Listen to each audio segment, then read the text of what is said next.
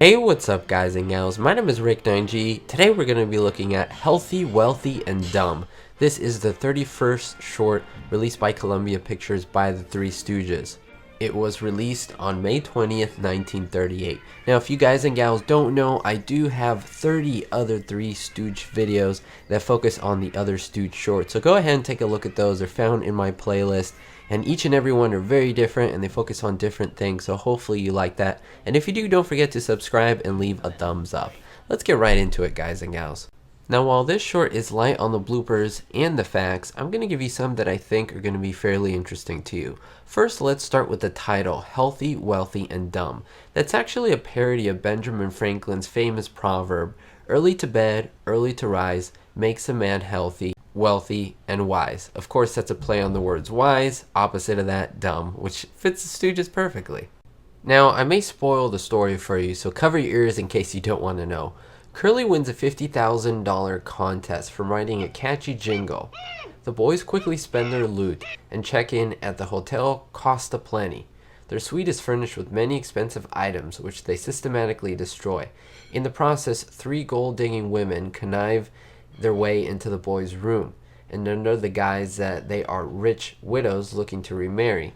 This works perfectly as Curly quickly discovers that all the tax deductions reduce his winnings to a merely $4.85. The boys hastily agree to marry the ladies, who soon find out that the Stooges are flat broke, and render them unconscious, boom, with that champagne bottle to the head. Now if you're already a big Stooge fan, you might remember this short or find it pretty familiar. And you wouldn't be wrong. This short was remade in 1952. The short was called A Missed Fortune. It had Shemp Howard in it and used minimal stock footage from the short. Even though these shorts are about 15 minutes long, they take a few days to record. And so notice what happens if you look at Moe's hair. You can see that he has a perfect bowl cut in some shots. In other shots, it seems like he has a triangular piece of hair missing. It's pretty funny to see, and of course that is normal because, like I said, this was shot within different days. In this scene, notice Curly as he's listening to the radio. He bobs his head to the side and then the camera quickly shifts and then he does the bobbing motion again. It's almost as if it was shot by two different cameras spliced together and he started bobbing his head twice. It's pretty funny to look at when you notice. Now check out this blooper when we see Curly run up the side of the bed and finally cause it to fall and destroy itself. Notice how that is a stuntman on top and not Curly. They were trying to make sure that he was not injured, and well, they were successful and the shot came out great.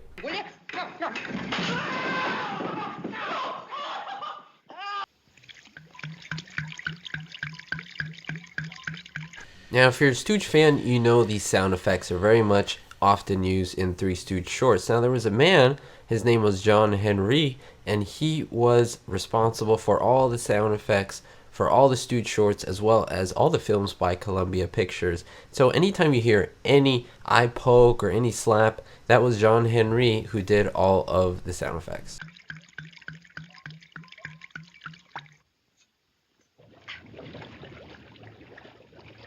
This bottle sounds flat.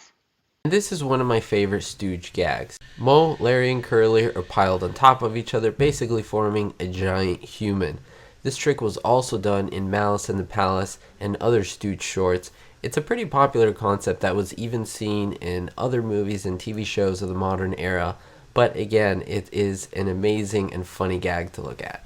Well, that's all for today, guys and gals. Thank you so much for joining me and watching this video. Don't forget to look at the others, and most importantly, always try to stay positive and better yourself. I always try to remind you that if today isn't going well, then tomorrow will be a new day. Make it a great day. That is super important. We'll see you all next time, guys and gals, and don't forget, be hopeful.